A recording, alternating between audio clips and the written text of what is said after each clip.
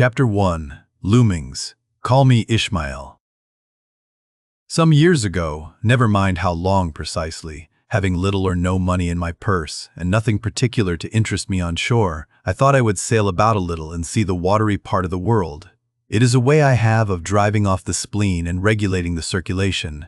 Whenever I find myself growing grim about the mouth, whenever it is a damp, drizzly November in my soul, whenever I find myself involuntarily pausing before coffin warehouses and bringing up the rear of every funeral I meet, and especially whenever my hypos get such an upper hand of me that it requires a strong moral principle to prevent me from deliberately stepping into the street and methodically knocking people's hats off, then I account it high time to get to sea as soon as I can. This is my substitute for pistol and ball. With a philosophical flourish, Cato throws himself upon his sword. I quietly take to the ship. There is nothing surprising in this.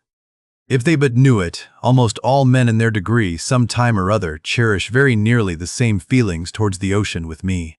There now is your insular city of the Manhattoes, belted round by wharves as Indian isles by coral reefs. Commerce surrounds it with her surf.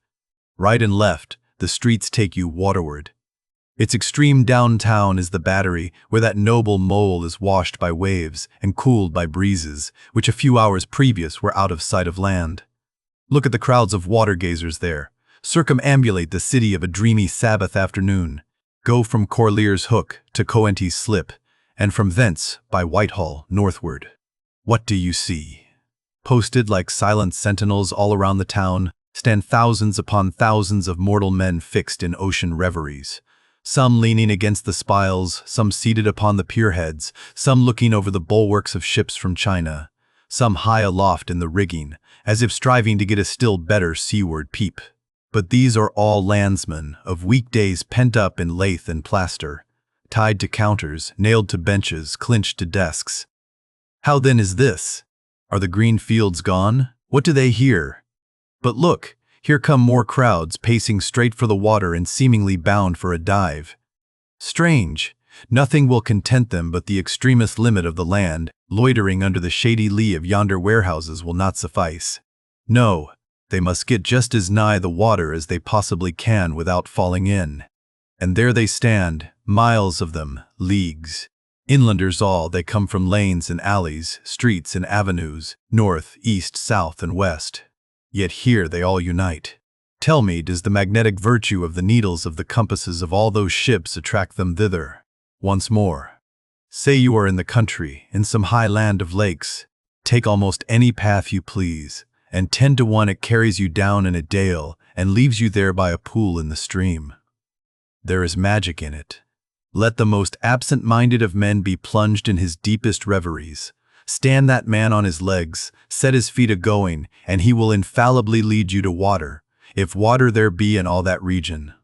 Should you ever be athirst in the great American desert, try this experiment if your caravan happen to be supplied with a metaphysical professor.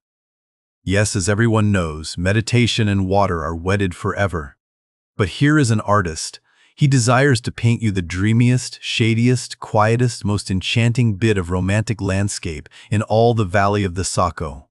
What is the chief element he employs? There stand his trees, each with a hollow trunk, as if a hermit and a crucifix were within, and here sleeps his meadow, and there sleep his cattle, and up from yonder cottage goes a sleepy smoke. Deep into distant woodlands winds a mazy way, reaching to overlapping spurs of mountains bathed in their hillside blue. But though the picture lies thus tranced, and though this pine tree shakes down its sighs like leaves upon this shepherd's head, yet all were vain, unless the shepherd's eye were fixed upon the magic stream before him. Go visit the prairies in June, when for scores on scores of miles you wade knee-deep among tiger lilies. What is the one charm wanting? Water! There is not a drop of water there! Were Niagara but a cataract of sand, would you travel your 1,000 miles to see it? Why did the poor poet of Tennessee, upon suddenly receiving 2 handfuls of silver, deliberate whether to buy him a coat, which he sadly needed, or invest his money in a pedestrian trip to Rockaway Beach? Why is almost every robust, healthy boy with a robust, healthy soul in him at some time or other crazy to go to sea? Why upon your first voyage as a passenger did you yourself feel such a mystical vibration when first told that you and your ship were now out of sight of land? Why did the old Persians hold the sea holy? Why did the Greeks give it a separate deity and own brother of Jove?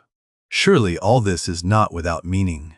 And still deeper the meaning of that story of Narcissus, who because he could not grasp the tormenting mild image he saw in the fountain, plunged into it and was drowned. But that same image we ourselves see in all rivers and oceans. It is the image of the ungraspable phantom of life, and this is the key to it all. Now, when I say that I am in the habit of going to sea whenever I begin to grow hazy about the eyes and begin to be overconscious of my lungs, I do not mean to have it inferred that I ever go to sea as a passenger. For to go as a passenger you must needs have a purse, and a purse is but a rag unless you have something in it. Besides, passengers get seasick, grow quarrelsome, don't sleep of nights, do not enjoy themselves much as a general thing. No, I never go as a passenger, nor, though I am something of a salt, do I ever go to sea as a commodore, or a captain, or a cook. I abandon the glory and distinction of such offices to those who like them. For my part, I abominate all honorable respectable toils, trials, and tribulations of every kind whatsoever.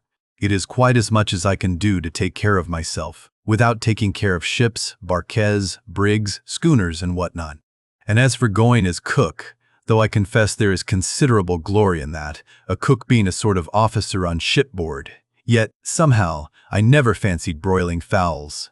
Though once broiled, judiciously buttered, and judgmatically salted and peppered, there is no one who will speak more respectfully, not to say reverentially, of a broiled fowl than I will.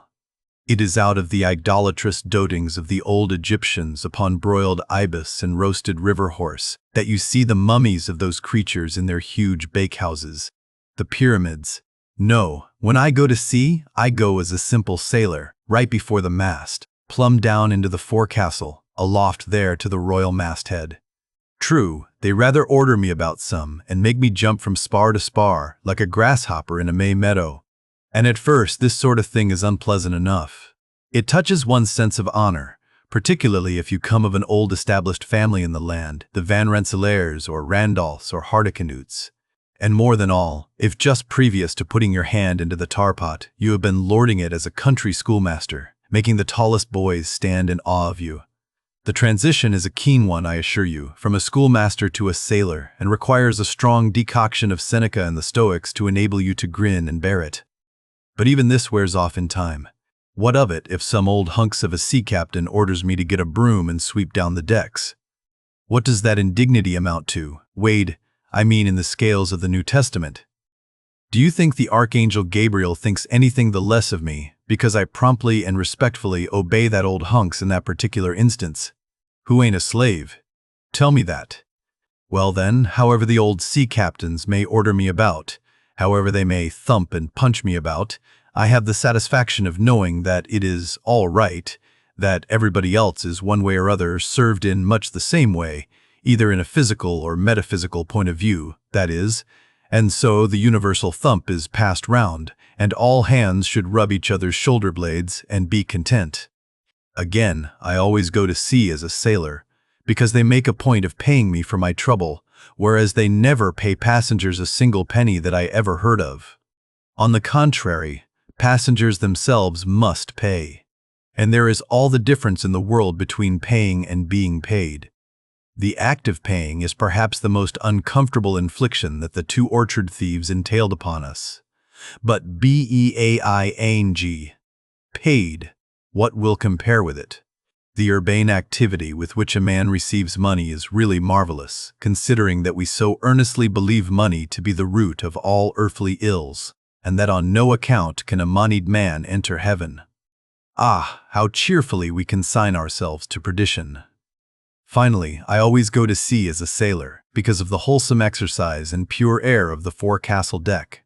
For as in this world, headwinds are far more prevalent than winds from astern, that is, if you never violate the Pythagorean maxim, so for the most part, the Commodore on the quarterdeck gets his atmosphere at second hand from the sailors on the forecastle. He thinks he breathes it first, but not so. In much the same way do the commonalty lead their leaders in many other things, at the same time that the leaders little suspect it. But wherefore it was that after having repeatedly smelt the sea as a merchant sailor, I should now take it into my head to go on a whaling voyage. This, the invisible police officer of the fates, who has the constant surveillance of me and secretly dogs me and influences me in some unaccountable way, he can better answer than anyone else. And, doubtless, my going on this whaling voyage formed part of the grand program of Providence that was drawn up a long time ago. It came in as a sort of brief interlude and solo between more extensive performances. I take it that this part of the bill must have run something like this: Grand contested election for the presidency of the United States. Whaling voyage by one Ishmael. Bloody battle in Afghanistan. Though I cannot tell why it was exactly that those stage managers, the fates, put me down for this shabby part of a whaling voyage, when others were set down for magnificent parts in high tragedies, and short and easy parts in genteel comedies, and jolly parts in farces. Though I cannot tell why this was exactly, yet now that I recall all the circumstances, I think I can see a little into the springs and motives which, being cunningly presented to me under various disguises, induced me to set about performing the part I did, besides cajoling me into the delusion that it was a choice resulting from my own unbiased free will and discriminating judgment. Chief among these motives was the overwhelming idea of the great whale himself.